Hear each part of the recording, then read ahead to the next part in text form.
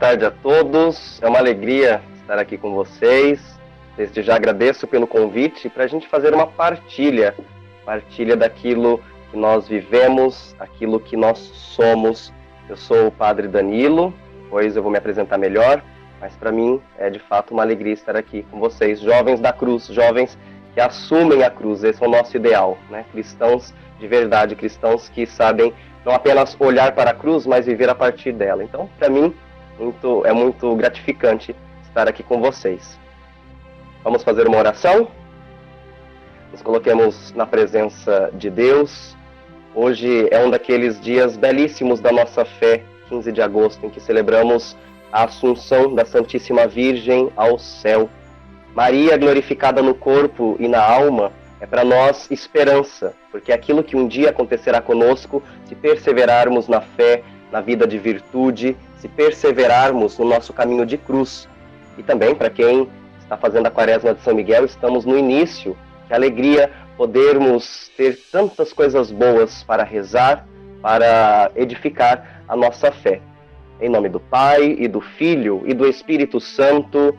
Amém. Peçamos a intercessão da bem-aventurada Virgem Maria, do glorioso São Miguel, a fim de que tenhamos um momento de edificação na nossa fé, no nosso amor por Cristo, no nosso conhecimento. Inspirai, ó Deus, as nossas ações e ajudai-nos a realizá-las, para que em vós comece e para vós termine tudo aquilo que fizermos, por Cristo nosso Senhor. Amém. Ave Maria, cheia de graça, o Senhor é convosco. Bendita sois vós entre as mulheres, e bendito é o fruto do vosso ventre, Jesus. Santa Maria, Mãe de Deus, rogai por nós, pecadores, agora e na hora de nossa morte. Amém. Nossa Senhora da Glória, rogai por nós. São Miguel Arcanjo, rogai por nós e defendei-nos no combate. Em nome do Pai, e do Filho, e do Espírito Santo. Amém.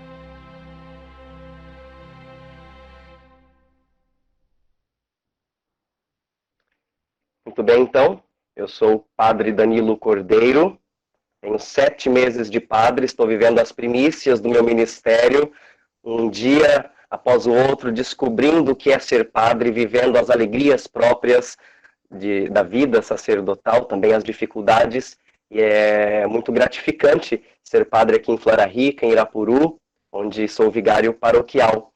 E hoje, então, com essa missão de falarmos um pouco sobre a importância da literatura, na nossa vida espiritual, na nossa vida de formação cristã, na nossa vida de formação humana. A literatura nos ajuda na formação da nossa personalidade, do nosso imaginário, enfim.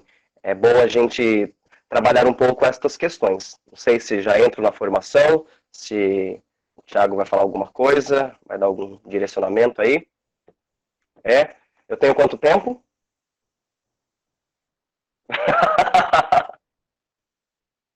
Certo. Depois ainda tenho missa lá em Flora Rica, mas a gente vai conversar bastante aqui.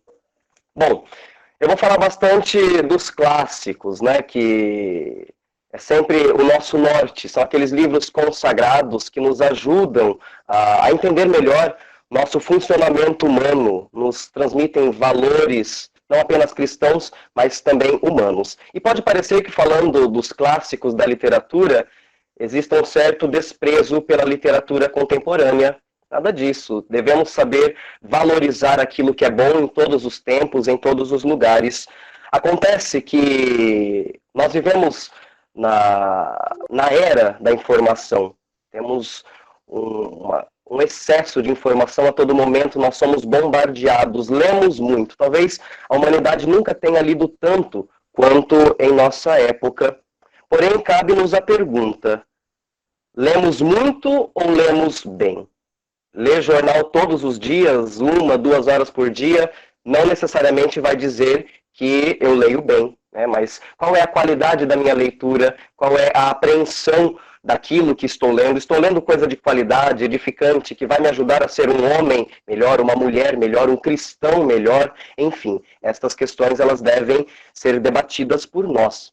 E também saber ter um filtro muito claro daquilo que devo ler e daquilo que não vai me acrescentar. Às vezes fazemos a experiência de abrir um livro, começamos a ler, a leitura vai se arrastando, fechamos o livro e a gente pensa, esse livro não contribuiu em nada, perdi meu tempo. Então precisamos selecionar bem aquilo que nós lemos para que não percamos tempo e para que também saibamos formar um pouquinho da nossa personalidade. Infelizmente, hoje nós temos, por conta deste excesso de informação que eu falei no começo, nós temos também uma generalização de que tudo é bom, tudo é belo, tudo é verdadeiro. Trata-se de um relativismo e poderíamos dizer, até afirmam que tudo é literatura, todo tipo de livro. E a gente vai nas bancas e percebe quanta coisa ruim está sendo vendida. Ou se não ruim, mas que também não acrescenta nada aos nossos valores. Livros que não agregam. Hoje existe um excesso de intimismo, de autoajuda, um sexismo, um erotismo que tenta simplesmente vender livros, atrair público. Então, um livro que vende milhões não necessariamente é um bom livro. Talvez nunca venha a ser um clássico. É claro que os clássicos são consagrados gerações após o seu lançamento. E é sempre um livro que influencia a sua época e tem a capacidade de influenciar outras épocas, né? Porque é uma obra que nunca cai no desuso, nunca cai no esquecimento, justamente por ter essa capacidade de atualização. Então, devemos pensar, assim como o Papa Bento sempre disse ao longo do seu pontificado, até com palavras fortes, vivemos sob uma ditadura do relativismo, onde tudo é bom, tudo deve ser considerado bom, belo, verdadeiro. Será que devemos considerar tudo como boa literatura? Será que devemos considerar tudo como clássico? Estas são algumas questões que eu gostaria de trabalhar nesta tarde com vocês. Então eu fiz alguns apontamentos aqui, para eu não me perder, também não ser prolixo na minha fala. Então começamos, já que estamos tratando de literatura, com uma frase de Dostoiévski, bastante conhecida e às vezes até falada de modo não profunda, né? A beleza salvará o mundo. Esta frase é bastante conhecida, mas devemos entender o seu sentido humano e também o sentido espiritual por trás desta afirmação de Dostoiévski. Em primeiro lugar, nós vemos que a beleza pode salvar o mundo no sentido de trazer valores à humanidade. E a beleza tem sempre dois objetivos principais. No sentido positivo, levar o homem à busca, à propensão da bondade, da verdade, da própria beleza em si. E no sentido negativo, leva o homem a se afastar daquilo que é mal, daquilo que é mentiroso, daquilo que é falso. Então, existem dois tipos de arte, né? As expressões da beleza. Artes que buscam beneficiar o corpo, né? Aquilo que é cotidiano, aquilo que está ligado ao nosso dia a dia, são as artes servis. E artes que buscam beneficiar também o nosso espírito, aquilo que nós conhecemos como artes liberais. Então, quando tratarmos da literatura, devemos entender que ela está contida no mundo das artes liberais, né, da própria gramática, da própria linguagem. É a arte da bela escrita, a transmissão da beleza dos valores por meio das regras gramaticais, por meio da métrica, por meio da mensagem transmitida de forma positiva. Então este é um sentido humano da afirmação de Dostoiévski, que a beleza pode salvar o mundo porque nos afasta do mal, nos mostra ideais elevados. Mas se nós tomássemos esta frase, que não é religiosa, mas numa ótica cristã até, poderíamos dizer que em sentido espiritual, a beleza que salva o mundo é a beleza encarnada e crucificada. É a beleza do corpo de Cristo entregue para o mundo. Então a salvação do mundo está na cruz. Por isso podemos dizer, sem nenhuma sombra de dúvida, a cruz é a maior obra de arte que a humanidade já viu, que a humanidade já verá. Nunca mais veremos algo tão belo como a cruz. E é uma beleza que quebra todos os estereótipos, todos os padrões. É uma beleza que impacta, que extasia, uma beleza que aproxima daquilo que é o tremendo, daquilo que é o sobrenatural. Esta é, de fato, a beleza que salva o mundo. Por isso, transcende qualquer lógica humana. A beleza é um homem pregado, um homem crucificado. Mãos e pés cravados no madeiro por nossa salvação. Então, tudo que se constrói a partir deste homem-Deus, a partir da cruz, é belo. Por isso que toda a arte cristã tem essa propensão à beleza, porque bebe da cruz, bebe do próprio Deus. E podemos dizer que a maior obra literária, a mais bela de todas, é a própria Escritura, que converge para o Cristo. Nela nós vemos como o espírito humano se eleva a Deus por meio da linguagem humana, por meio da revelação que se utiliza da língua, que se utiliza de um idioma, de uma cultura, para transmitir a salvação. Mas aqui nós temos um problema quando olhamos somente para o âmbito cristão, porque poderíamos pensar, devemos considerar como belo somente os monumentos cristãos, somente a arquitetura cristã, as catedrais, as igrejas, os templos? Se a beleza que salva o mundo é Cristo, somente isto é belo? Será que devemos considerar como beleza somente a música sacra, ou a música erudita, a pintura eclesiástica, a literatura cristã? Seria um reducionismo muito grande da nossa parte. Dizer que a beleza na literatura só existe dentro do cristianismo. E as outras obras, será que não expressam a bondade, não expressa sementes de verdade que o próprio Deus distribui onde quer? Por isso não podemos, queridos amigos, cair neste reducionismo. Sabemos que toda a história humana caminha para Cristo. Também toda a filosofia pagã caminhou para Cristo. Toda a beleza da literatura antiga apontou para Cristo. A revelação de Deus, ela sempre foi gradativa na história. Sempre crescemos na compreensão até o momento que o próprio Deus desceu ao nosso mundo e revelou o rosto dele em plenitude. Por isso, nós cristãos, quando olhamos para a literatura universal, quando olhamos para os grandes clássicos, até mesmo pagãos, para os clássicos profanos, devemos procurar as sementes do verbo, espalhadas em todos os lugares. Devemos procurar as sementes da beleza, as sementes da bondade.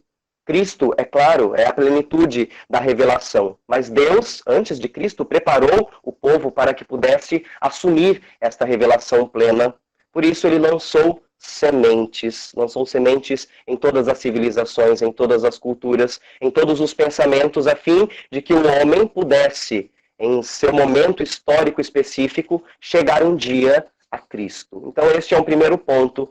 Não podemos reduzir toda a beleza somente no âmbito da literatura cristã ou católica.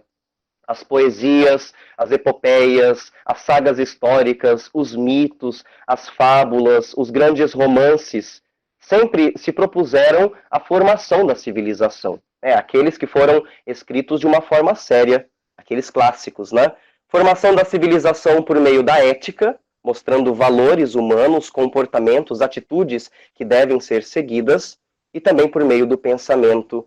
Aí pensamos na filosofia, em tantas áreas do conhecimento humano.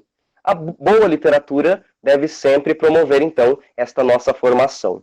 Deveríamos ler um livro e fechar as suas páginas pensando, depois deste livro, depois desta leitura, eu sou um homem melhor, sou um ser humano melhor. Ele me ajudou a compreender questões humanas, mistérios da natureza, do mundo, da consciência. Toda boa literatura precisa formar o ser humano em valores humanos positivos. Não existe, então, boa literatura somente no âmbito cristão. Por isso estão aqui os clássicos pagãos, né, os clássicos da literatura universal, para nos afirmar esta realidade. Assim como não existe amor somente dentro do cristianismo, somente dentro da igreja, mas Deus, que é generoso, que é misericordioso, espalha o seu amor onde quer, espalha o seu espírito e a sua sabedoria onde quer. Caso contrário, nós negaríamos o poder supremo de Deus, de instruir as consciências, de levar a humanidade até o conhecimento de Cristo, até a perfeição da beleza, a perfeição da verdade e da bondade. Então, a boa literatura existe em todos os tempos e em todos os lugares. É claro que é preciso, da nossa parte, filtro. Escolher aquilo que é bom para nós, aquilo que vai nos agregar valores. Carlos Noguet, talvez muitos de vocês conheçam, escreveu Da Arte do Belo, um livro muito bom que eu recomendo para quem ainda não leu. Ele critica bastante o cenário da arte moderna e também o cenário, aqui no nosso caso, da literatura contemporânea, porque ele diz, como tese, que o feio quer cada vez mais se apresentar como belo. A feiura quer se apresentar como beleza, assim como a maldade quer se apresentar cada vez mais como bondade. Da mesma forma, ele vai dizer que o senso comum, a autoajuda, o intimismo, essa busca desenfreada por coisas pequenas, quer se passar cada vez mais por literatura. Então precisamos ter filtro para não trocar as coisas, não trocar bons escritos por aquilo que é passageiro, por aquilo que não nos ajuda a ser seres humanos melhores. A boa literatura, ela deve transmitir valores elevados, deve formar o nosso imaginário, deve nos propor uma interpretação da realidade, seja ela um romance ou uma poesia, né? Prosa ou poesia. Por isso, precisamos buscar a leitura dos clássicos, aquilo que eu chamo como monumentos da literatura. Obras que moldaram a civilização e continuam atuais. Ítalo Calvino, Calvino não o reformador, mas Ítalo Calvino é um escritor italiano, eu gosto bastante de ler os seus livros, tem muita coisa escrita, li pouca coisa ainda dele, mas ele tem um livro, um ensaio, na verdade, muito curto, que eu descobri esses tempos atrás, que se chama Por que Ler os Clássicos? Eu tenho ele aqui na versão eletrônica. E ele vai resumir a questão da literatura de uma forma muito simples. E ele vai responder esta pergunta: por que ler os clássicos? É melhor ler os clássicos do que não ler os clássicos. Poderíamos adaptar essa resposta a muitos âmbitos. É melhor ouvir música erudita do que não ouvir música erudita. É melhor ser uma pessoa boa do que não ser uma pessoa boa. É bastante simples. E ele vai propondo várias afirmações para explicar o que ele entende como um livro clássico. E na definição número 6 de Ítalo Calvino, ele diz: um clássico é um livro que nunca terminou de dizer aquilo que tinha para dizer. É um livro que, no momento do seu lançamento, disse para a sua sociedade. Passados 100, 200, 600, 1000 anos, continua dizendo ainda para a sociedade. Nunca termina de dizer aquilo que tem para dizer. Ou seja, a letra não muda, a obra não muda, o escrito, o texto continua o mesmo. Porém, o homem é diferente. E aquele livro consegue instigar o ser humano a interpretações distintas,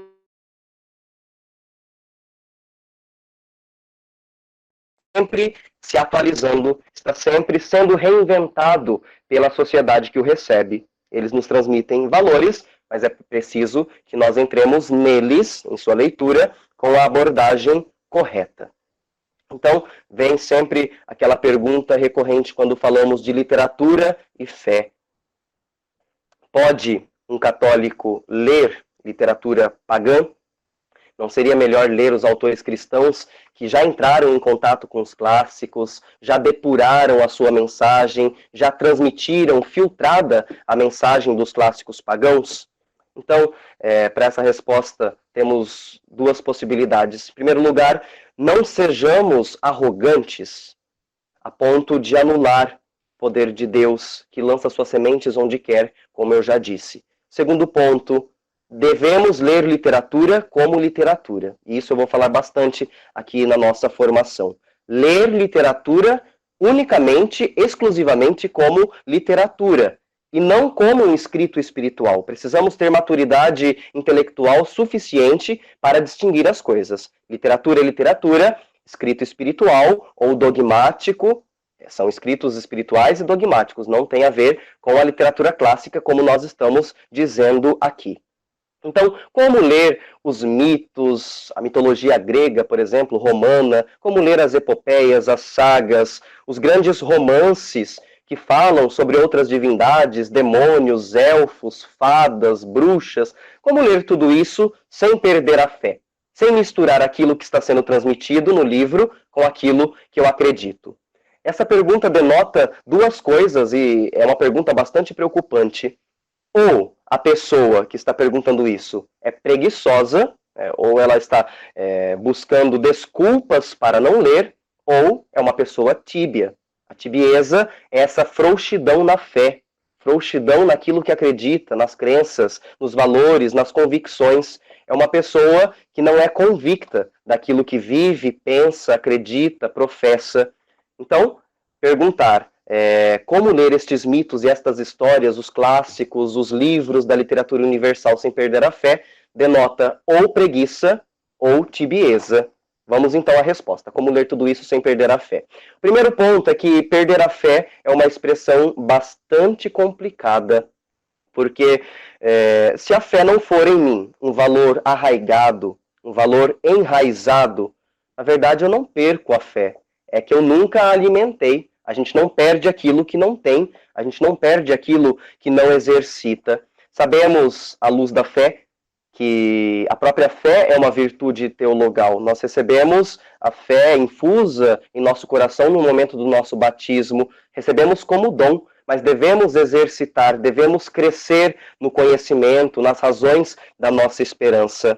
Então, se nós não exercitamos, não podemos culpar a literatura daquilo que é responsabilidade nossa. E talvez o mais importante para esta pergunta: não tentar cristianizar a literatura. Ler literatura como literatura. Distinguir literatura de teologia. E eu trouxe aqui alguns exemplos. Eu não posso ler Homero, a Ilíada, a Odisseia, como sendo um escrito sobre a providência de Deus que acompanha a humanidade no meio das guerras, por exemplo. Nós temos ali retratadas muitas guerras, muitos conflitos, a Guerra de Troia.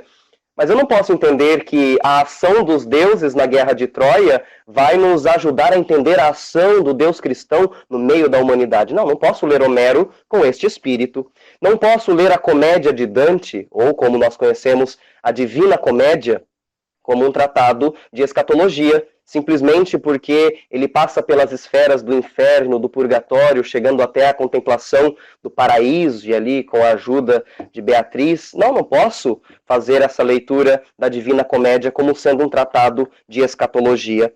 Não posso ler as peças de teatro de Gil Vicente como sendo escritos sobre a encarnação ou sobre Mariologia, porque ele tem muitos autos de Natal que falam de uma forma bastante profunda, muito bela, sobre o mistério da encarnação do Verbo, sobre a Virgem Maria, mas eu não posso ler Gil Vicente como sendo um escrito teológico.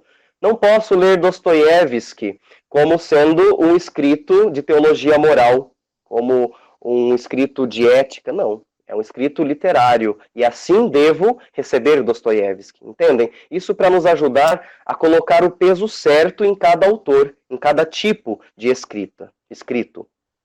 E separei outro exemplo aqui, de Camões, quando ele escreve os Lusíadas, ele traz muitas influências do paganismo para o seu escrito. Camões está na era cristã, está ali escrevendo para um público cristão, com a consciência cristã.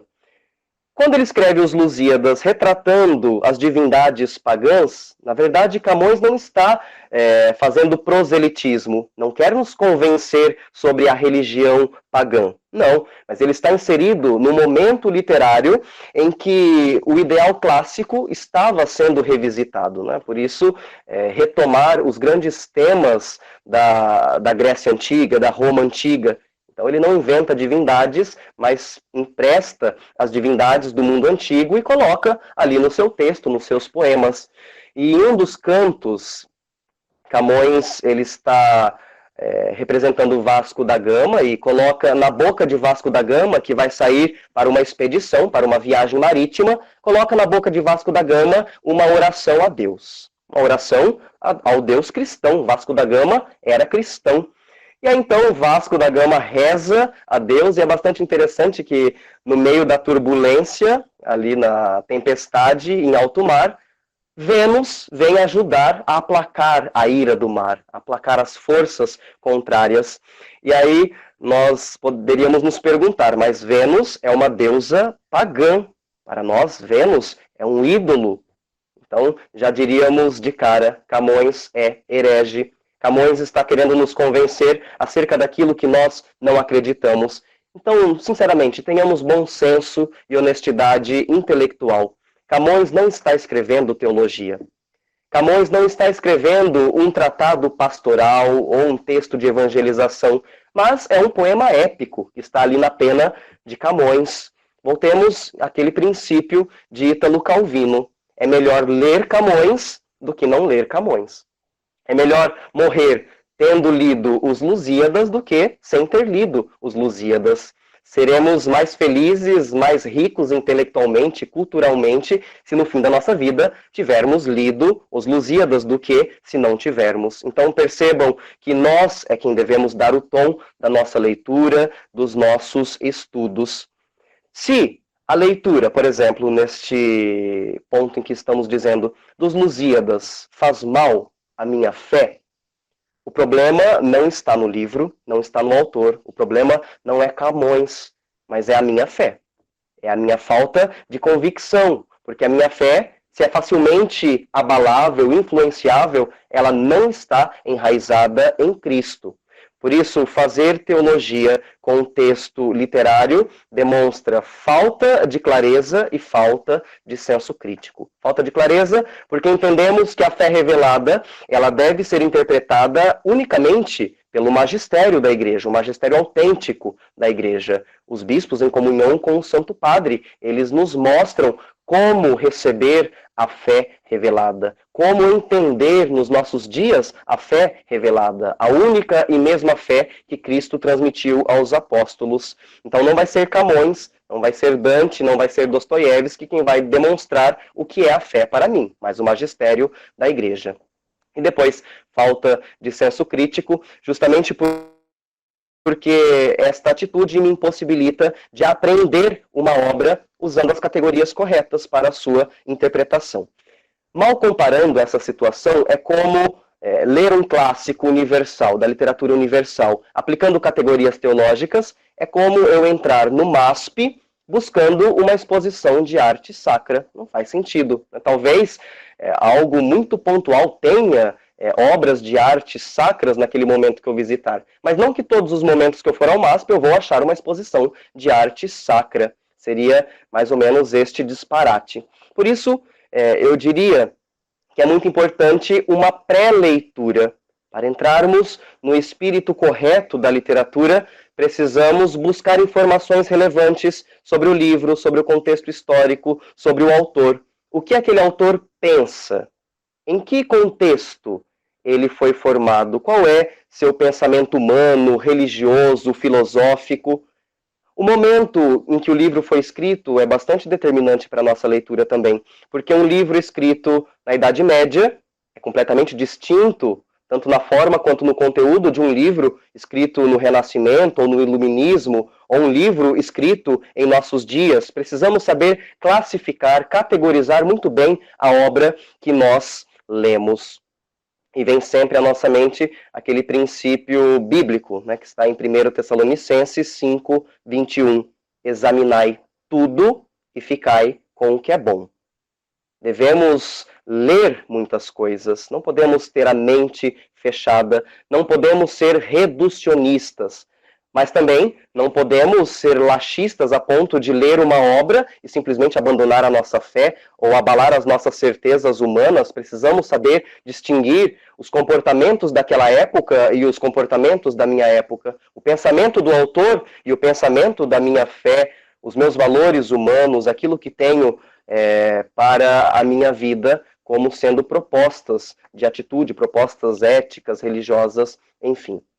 Espero que até aqui tenha ficado claro estas questões, porque muitas vezes alguns jovens têm muitos preconceitos com a literatura universal, têm preconceitos a ponto de não ler nenhum clássico por medo de misturar aquilo que acredita, ou até mesmo por escrúpulos, né? Não posso ler um autor pagão. Não, aqui se trata de ter filtros e ter a fé muito bem alicerçada. Então, precisamos investigar uma obra, examinar tudo e ficar com o que é bom. Absorver as noções da beleza contidas naquele texto ou naquele poema. Absorver as noções da bondade, da verdade contidas naquele texto. E não podemos negar, Deus distribui as sementes da sabedoria em muitas civilizações e nós precisamos examinar tudo e ficar com o que é bom. É claro que quando olhamos, por exemplo, para a mitologia grega, vemos comportamentos completamente inaceitáveis hoje, e pensando na nossa fé cristã, incesto, assassinato, sacrifícios humanos, não devo aceitar estas atitudes. Por isso, ler com este distanciamento necessário, ler com a clareza necessária, ler com aquelas informações pré-texto, pré-leituras que eu disse. Precisamos entrar num livro, numa obra ou num gênero literário com a mentalidade correta. Nós não podemos nos iludir. Os escritores bíblicos, né, os autores inspirados por Deus, também leram autores pagãos. Assim foi a revelação cristã, assim foi a revelação gradativa de Deus. Foi moldando a consciência da humanidade de acordo com a capacidade daquele momento histórico de aprender a mesma revelação. Então, os escritores bíblicos entraram em contato, por exemplo, com os mitos de outros povos. É isso que nós vemos, por exemplo, em Gênesis, de 1 a 12. A influência dos mitos de outras civilizações. Os escritores bíblicos entraram em contato com divindades de outros povos, com outros tipos de cultos aos deuses pagãos, com as sagas históricas daqueles povos, com o imaginário pagão, né, com o modo de entender o mundo, o universo, a própria vida humana. Eles tinham conhecimento de tudo isso. Entendam, ter conhecimento não significa assumir aquilo como dado de fé. Eles olhavam, entravam em contato e Deus ia purificando estas noções por meio da revelação gradativa. Mas os escritores bíblicos tinham este contato com outras civilizações e outros pensamentos, às vezes até diametralmente oposto do pensamento que Deus inspirava a eles. Da mesma forma, os primeiros cristãos, os padres da igreja, leram autores pagãos, estudaram a filosofia pagã, e daí tivemos tantos bons frutos por meio deste estudo, deste diálogo com a cultura pagã. Vejam, entrar em contato não significa assumir para mim aquilo que eu li, aquilo que o outro está dizendo. Devo ter a capacidade de senso crítico, separar o que leio do que acredito. Então, se os autores bíblicos, os padres da igreja, os primeiros cristãos leram sem perder a fé, mas pelo contrário, solidificaram a sua fé em Cristo, purificaram as suas certezas, aumentaram as razões da sua esperança, também nós somos convidados a fazer o mesmo, examinar tudo e ficar com o que é bom. Santo Agostinho, por exemplo, leu muito Platão, Plotino, isso quando a gente estuda a obra agostiniana, fica muito claro, e ele foi um dos maiores padres da igreja. Santo Tomás de Aquino leu Aristóteles, dialogou com a filosofia de Aristóteles e fez uma sistematização belíssima da dogmática por meio das suas sumas, né? Então, ler autores pagãos não é o problema. Podemos ter isso até mesmo como uma boa proposta para a nossa solidificação, para o nosso crescimento na fé.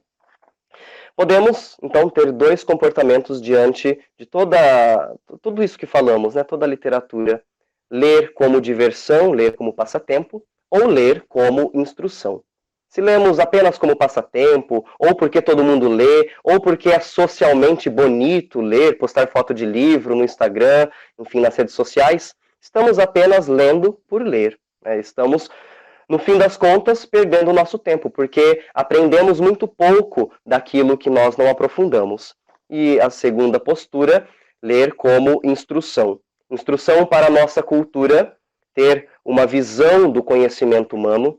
Instrução para os nossos valores, uma visão de homem, de humanidade. Instrução para o nosso imaginário, uma visão do mundo. Quando falamos do imaginário, existem muitas formações sobre a construção do imaginário.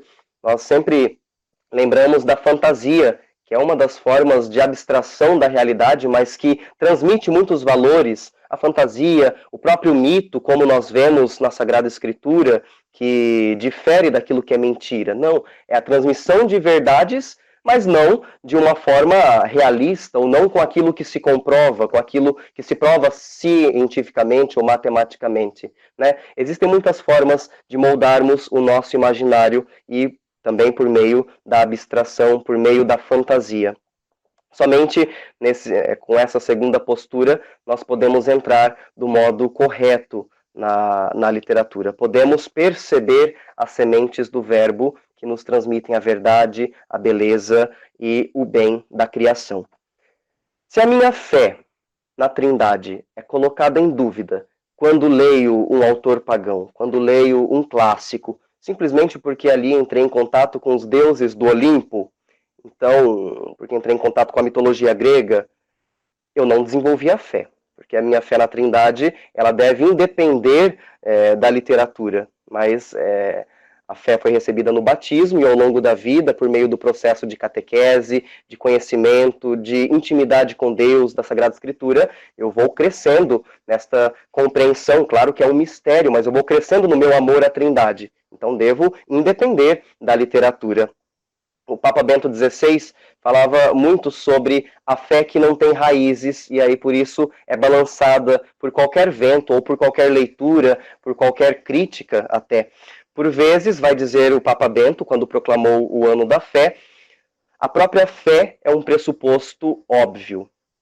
Para nós é óbvio, eu tenho fé, eu acredito em Deus, eu sou católico, eu sou cristão, e isso tá bom. Achamos que isso basta, achamos que temos firmeza nas nossas convicções simplesmente por ter recebido o batismo, ou por ir à missa todos os domingos, ou por ler a Bíblia. A fé, por vezes, se torna um pressuposto óbvio, diz o Papa Bento XVI, e ela vai degenerando, ela vai se desgastando, e quando percebemos, a fé já está enferrujada, já está destruída, não porque Deus não deu a capacidade de chegar até ele, mas porque nós não desenvolvemos esta capacidade dada, nós não assumimos para nós este dom.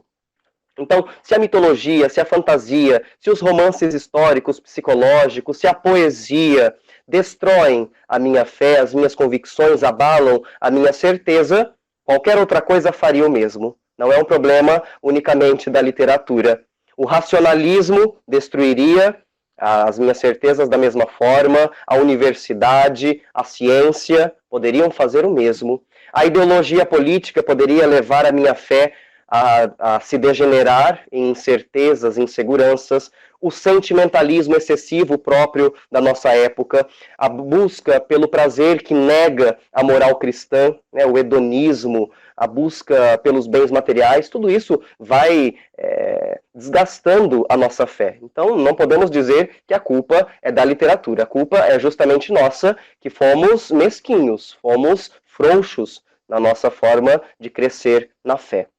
A razão nunca é um empecilho à fé. Isso nós sabemos pelo grande São João Paulo II, ele mesmo nos escreveu a Fides et Ratio. A fé e a razão são duas asas que elevam o pensamento humano para Deus. São dois caminhos verdadeiros dados por Deus para chegarmos até Ele. E a literatura é uma das expressões da razão.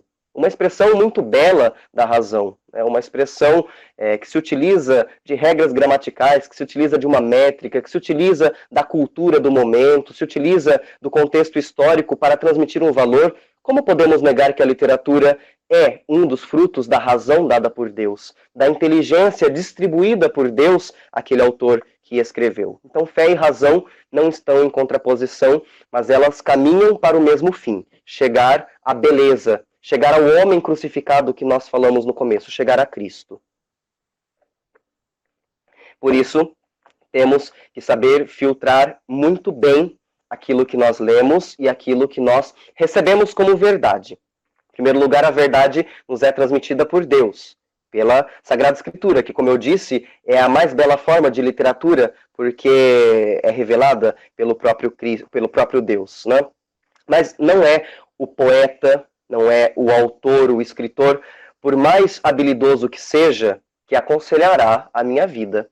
Ele pode me dar meios de caminhar, pode me dar meios para compreender melhor a minha existência, a minha personalidade, os meus sentimentos, a minha estrutura psicológica, mas nunca um autor deve aconselhar a minha vida, né? Não pode ser um guru que eu assumo como sendo a única voz que eu ouço. Não, ouvimos em primeiro lugar a voz de Deus. Ela nos aconselha por meio da sua palavra, do seu espírito.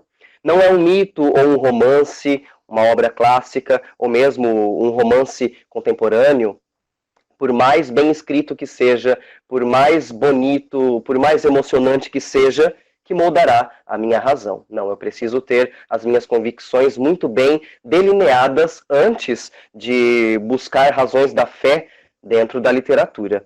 Para isso temos a Sagrada Escritura, a Palavra de Deus, temos a iluminação interior do Espírito Santo, para isso temos a oração, temos os escritos espirituais, a literatura cristã que nos ajuda a caminhar à luz da fé. E a própria Sagrada Escritura, como eu disse, é também literatura sagrada, e por isso pode e deve nos ajudar no caminho de crescimento cristão. Minha fé, então, deve sempre funcionar como um limite, como um divisor de águas para aquilo que eu busco na minha formação. Nós, padres, e aí os seminaristas que estão presentes aqui na nossa live sabem, nós passamos por 3 anos de filosofia. A Igreja nos apresenta a filosofia como caminho para o conhecimento humano, como caminho para também solidificar as nossas certezas de fé. A Igreja não nos apresentaria a filosofia, que em sua maioria é pagã, entramos em contato com tantos autores pagãos, não nos apresentaria este caminho se não pudesse elevar o nosso pensamento a Deus, se não pudesse contribuir com a nossa formação cristã. Então, no processo de seminário, por meio da faculdade de filosofia, nós temos que ter a fé como um limite, a fé como modo de ler a filosofia, né? Não que eu vá cristianizar os autores pagãos, como eu disse no começo, mas saber bem aquilo que eu assumo como verdade de fé e aquilo que eu assumo como literatura ou como filosofia, aquilo que é uma informação pagã, uma informação humana e não uma informação revelada, uma informação de fé. Mais uma vez, quando eu leio a Ilíada ou a Odisseia, por exemplo, devo saber que existe um só Deus, e não os deuses pagãos ali representados. Na grande história da revelação de Deus, aquilo que nós conhecemos como a economia da salvação, o politeísmo grego, ali expresso naqueles livros, é uma fase que foi superada pelo monoteísmo de Abraão e toda a caminhada do povo de Deus que veio em seguida. O politeísmo foi superado pelo monoteísmo. Os vários deuses, ídolos pagãos foram superados pela revelação do único Deus, Trindade, em Jesus Cristo, revelação plena de Deus. Então precisamos ter isso muito claro. É válido ler a mitologia, mas não como livro de fé. É válido ler os autores russos, mas não como livro de fé. É válido ler poesia, mas não como livro de fé. Tudo isso é literatura. E o mesmo é preciso ser dito sobre os autores cristãos que escrevem no campo da fantasia. Me recordo de Tolkien, de Lewis, enfim, aqueles que são os mais conhecidos, talvez, na fantasia, por meio do Senhor dos Anéis, a Saga do Anel, o Hobbit, o Silmarillion, as Crônicas de Nárnia. Quem nunca leu, né, o Senhor dos Anéis, as Crônicas de Nárnia? Eles são autores cristãos, eles escrevem como cristãos, têm uma mentalidade cristã da vida, do mundo, do homem. Trazem, sim, valores humanos e cristãos, católico ou protestante, depende do autor, para os seus leitores, porque eles mesmos foram moldados nesta cultura e nesta fé. Porém, nós não podemos ler O Senhor dos Anéis como um tratado de dogmática. Não podemos ler as Crônicas de Nárnia como um escrito espiritual. Eles são, sim, cristãos, são autores cristãos, mas que não estão escrevendo teologia, aquilo que nós dissemos ao longo de toda esta live. Sabemos que não existem hobbits, não existem dragões, não existem elfos, não existem fadas, e nós lemos isso sabendo que se trata de um gênero literário específico, a fantasia. Eles não estão querendo mostrar como é o funcionamento de Deus, como Deus atua sobre o mundo, mas eles nos transmitem, sim, valores essenciais para vivermos como bons homens de fé, como bons homens que vivem autenticamente as relações de solidariedade, de justiça, de amor. assim devemos interpretá-los. De minha parte seria um pouco isso, né, que a gente poderia conversar, para que saibamos diferenciar muito aquilo que é literatura e aquilo que é teologia.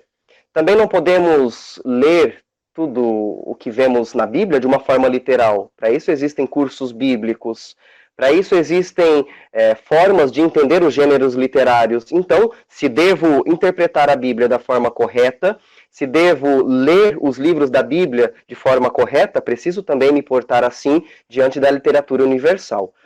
Porque se digo que a Bíblia mente simplesmente por contar mitos, eu diria que Cristo também mente, porque Cristo conta histórias, conta verdades por meio de parábolas. Então precisamos ter o discernimento, um discernimento muito grande quando lemos literatura cristã, literatura espiritual, literatura revelada, mas também literatura pagã. Não sei se ficam dúvidas, comentários que a gente pode acrescentar. Ainda tenho alguns minutos aqui antes de partir para a missa em Flara Rica. Quais são os questionamentos? Quais são as sugestões, de repente, as discordâncias também? Não sou o dono da verdade, o dono da razão.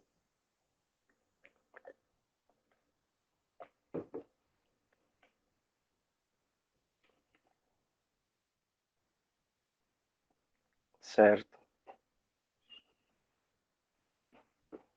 Eu não sei se eu consigo ver bem aqui as mensagens, mas vocês vão me falando. Eu, particularmente, quem me conhece sabe, sou apaixonado por Tolkien, né? Eu já li muita coisa dele, ainda não consegui ler tudo. E a leitura da fantasia me ajudou muito em momentos de dificuldade humana, até mesmo em momentos de crise. Né? Tudo isso nos ajuda a caminhar tendo um olhar diferenciado sobre a realidade, né? Abstraindo aquilo que é necessário, fazendo as leituras corretas, mas se eu me fechasse, por exemplo, a literatura, eu teria perdido um canal, né, de maturidade humana, teria perdido um canal de autoconhecimento também, né, porque isso nos ajuda em nossa caminhada, até mesmo em nossas perguntas, em nossos questionamentos. O mesmo eu digo da filosofia. Hoje, olhando para trás, percebo que até poderia ter aproveitado mais a filosofia, porque as perguntas são outras hoje, diante do meu estado de vida. E todas as vezes que eu releio um livro, eu interpreto de uma forma completamente distinta de quando eu li aquele livro no passado. Eu lembro que li a Divina Comédia, acho que com 20 anos, e hoje, quando eu leio os cantos, eu já tenho visões completamente distintas daquele mesmo texto, né? Aquilo que estávamos dizendo um pouco sobre os clássicos com Ítalo Calvino, né? Um clássico é aquele livro que nunca deixou, nunca terminou de dizer aquilo que se propõe a dizer, né? Que sempre tem informações novas, apesar de ser o mesmo escrito. Então, um clássico nunca é lido de uma vez por todas, mas ele é relido de acordo com as necessidades, de acordo com a capacidade humana de entendimento daquele período histórico. Então, quando eu releio os livros, eu sempre apreendo informações diferentes, e essa também é uma coisa boa para mim. E outro ponto prático, né, da nossa vida de leitura é saber entender que tipo de leitor sou eu, o que eu gosto de ler, quais são os gêneros literários que me agradam. Porque se eu não gosto de poesia e eu vou pegar Fernando Pessoa, para mim a leitura não vai fluir. Se eu só peguei as poesias de Fernando Pessoa. E aí eu acho que o problema é no livro, é no autor. Mas eu preciso conhecer as minhas preferências. Se eu gosto de romance histórico e pego uma fábula, por exemplo, para ler, não vai dar certo a leitura, porque para mim vai ser maçante. Então, a vida do leitor passa muito também pelo autoconhecimento. Isso até nos ajuda a saber quem nós somos, quais são as nossas preferências, quais são as nossas debilidades intelectuais, quais são as nossas dificuldades na leitura, as nossas deficiências, né? Isso tem muito a ver com a nossa educação. Padre, mandaram aqui uma pergunta no chat. Certo. A Isa perguntou se pode haver contaminação espiritual por meio da leitura pagã. E aí eu queria complementar só com um negócio que aconteceu recentemente, que perguntaram no Instagram se ler Harry Potter é pecado. E aí eu disse que pecado não é. né? Eu disse que pecado não é, mas que Senhor dos Anéis era muito melhor. Sim, sim. E aí veio um monte de gente, né? Claro. Veio um monte de gente falar e não sei o quê, discutir. E teve uma menina que veio que ela, né, falou aquela conversa de sempre, né? Que tem alguns padres exorcistas da igreja que realmente não recomendam, tudo mais. Sim, sim. Mas ela disse que ela tem uma amiga que leu, sei lá, se leu ou assistiu Harry Potter, mas a menina tá estribuchando, tá cheia de problema. E aí eu queria saber, tipo assim, se isso é imaturidade, tipo, o que que é, assim, né? Se é alguma falta na cognição, assim, o que que Aham, acontece, né, que gera isso? sim. E também, se tem alguma influência do puritanismo, assim, sabe? Dessa ideia dos puritanos, enfim, se você vê assim, como você enxerga isso. Certo. Tratando especificamente, né, da leitura e contaminação espiritual, talvez seja assim um problema de abordagem, né, do modo como eu entro naquela leitura, naquele tipo de literatura. A mesma coisa poderíamos dizer em relação a um filme de exorcismo, por exemplo. Se eu assisto um filme e aquilo me faz mal, e eu fico repassando aquelas informações, eu não consigo dormir, e eu fico em dúvida sobre ficção e realidade, então é melhor não assistir o filme. Se eu for ler Harry Potter e aquilo for para mim, constituir uma contaminação espiritual, para mim vai fazer mal, eu vou talvez misturar o que é ficção e realidade, o que é bruxaria na literatura, o que possessão diabólica, por exemplo, na realidade. Enfim, é melhor não ler. Se a gente vai fazer essas confusões, objetivamente, ler esse tipo de livro é pecado? Não, não é pecado. Ler Harry Potter é pecado? Não. Eu, particularmente, não gosto. Comecei a ler, mas não gosto. Não, para mim, não fluiu, como aconteceu com O Senhor dos Anéis, que amei e fui adiante na leitura. Mas se eu leio da forma correta, é aquilo que é o princípio de 1 Tessalonicenses, né? Examinai tudo e ficai com o que é bom. Não vejo como objetivamente sendo contaminação espiritual o simples fato de ler um tipo de literatura. Claro, se eu só leio literatura protestante e eu sou católico, vai chegar um momento que para mim vai ter uma crise de fé, porque eu não me eduquei na literatura católica, eu só li aquilo que é protestante, então eu vou criar em mim crises que não deveriam ser criadas se eu tivesse o bom senso de equilibrar as minhas leituras, né? Então, é tudo a questão da abordagem correta sobre o livro, sobre o autor. Agora, pontos muito específicos, né, eu preciso saber trabalhar, saber separar. Isso que o autor está escrevendo, eu sei que não é real, eu sei que não deve ser assumido por mim, e aí eu vou conseguir ler aquele livro. Sobre a influência do puritanismo na leitura, eu vejo que existe sim uma certa influência, até mesmo pelo escrúpulo mal trabalhado, porque se para mim tudo é pecado, se para mim tudo é impuro, então vai chegar um momento que eu só vou ler de fato os místicos e a Sagrada Escritura. Né? Se todo o resto, se toda a razão humana, se a história da inteligência humana, se a criação é ruim, se o mundo é ruim, pecaminoso por ele mesmo, então eu não vou ver a obra de Deus na criação, não vou ver as sementes de Deus na literatura pagã universal. Então pode ser que exista sim esta influência. Vejo desta forma. Uhum, ótimo, eu vou lendo as outras perguntas aqui. Padre, se as leituras pagãs não são válidas, podemos gostar do que lemos? Por exemplo, mitos gregos ou histórias que retratam a vida de um deus pagão? Sim, podemos e devemos gostar daquilo que lemos. E até como identidade literária, né? Nós temos alguns autores que nós preferimos. Eu gosto muito de Dostoiévski. Dostoiévski traz muitas coisas que não podem ser aplicadas à minha vida de fé. Né?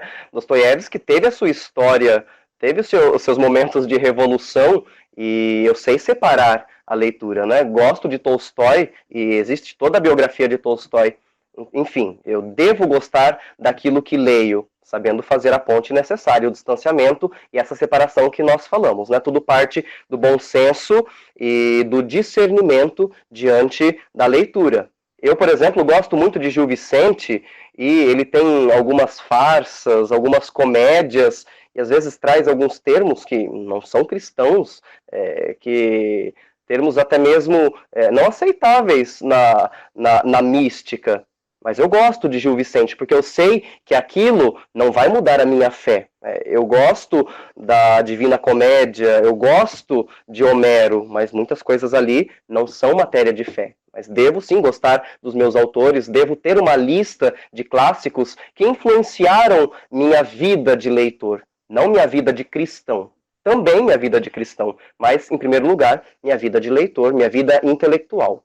Senão eu seria uma pessoa bastante ignorante se eu desprezasse tudo aquilo que a humanidade construiu ao longo de séculos.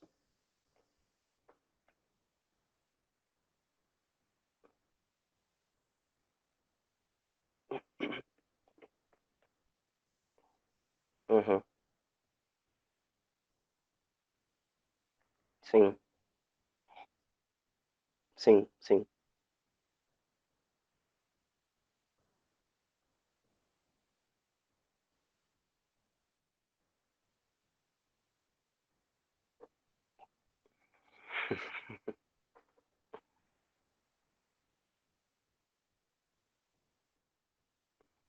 Sim, sim, sim. Sim, porque como você vai criticar um autor sem saber o que o autor pensa, né? Isso a gente sempre aprendeu na faculdade, no campo da filosofia. Como eu vou me posicionar diante de uma filosofia se eu não sei o que ela diz, né? Como eu vou falar alguma coisa de Nietzsche se eu não sei o que ele escreveu? Então tem muito disso, né? Eu preciso conhecer, aceitar ou criticar. Aí é um segundo passo, mas, em primeiro lugar, ler sem preconceitos, ler e entender aquilo, exatamente aquilo que o autor disse, e depois fazer as minhas pontes, né, fazer os meus paralelos. Perguntaram aqui também se é possível retirar virtudes cristãs em livros pagãos. E aí, só queria fazer um comentário de um livro do Padre Francisco Fausto, da Opus Dei, A Conquista das Virtudes, que eu dei uma Uhum, formação sobre isso para o pessoal interno, que ele fala que as virtudes dos pagãos não são virtudes perfeitas, né? E aí ele dá os pontos, enfim. Então, eu acho que virtudes cristãs perfeitas não dá para tirar. Tem uma aula no canal da missão, o padre pode comentar, enfim, e falar a opinião dele e tal, uhum, mas tem uma aula no canal da missão que eu dei, que foi interna, que eu falo exatamente os motivos do porquê o padre Fausto fala que as virtudes pagãs não são perfeitas. Aí quem quiser mesmo ver os motivos claros, tem nessa aula, tá lá no canal. É só me mandar mensagem, eu mando o link, que aí eu explico lá certinho quais são os motivos, enfim. Mas aí a pergunta é essa, se é possível retirar sim. virtudes cristãs desses livros. Eu diria que é possível retirar destes livros bons comportamentos. É possível retirar desses livros padrões de comportamento, padrões até mesmo aceitáveis de ética, de pensamento. Claro, como você disse, né, a perfeição nós vamos encontrar em Cristo.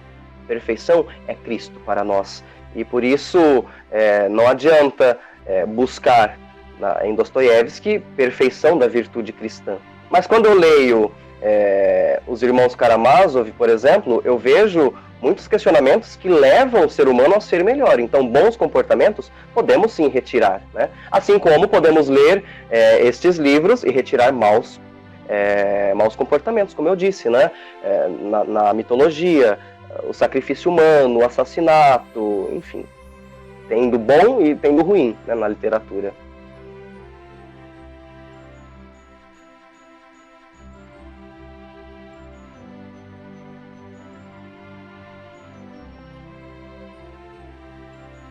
Certo. Uhum. Isso. Uhum. Então, espero ter ajudado um pouquinho aí com as indagações, né? Talvez com os questionamentos e possamos ser sempre leitores assíduos, leitores da Sagrada Escritura, leitores da mística, da espiritualidade, da biografia dos santos, leitores também dos clássicos universais, pagãos, para que nós sejamos pessoas capazes de dialogar. Então, pensamos nesta bênção as luzes do Espírito sobre a nossa vida de formação cristã, sobre a nossa vida de formação intelectual. Agradecendo ao Senhor por este momento de formação e de partilha, peçamos a sua bênção. O Senhor esteja convosco, Ele está no meio de nós. Pela intercessão da bem-aventurada Virgem Maria, Senhora da Glória, abençoe-vos o Deus Todo-Poderoso, Pai e Filho e Espírito Santo. Amém. Louvado seja nosso Senhor Jesus Cristo, para sempre seja louvado. Muito obrigado pela oportunidade. Deus os abençoe. Obrigada, Padre. Sim, trocamos as orações. Vocês rezam por nós, nós rezamos por vocês e assim caminhamos.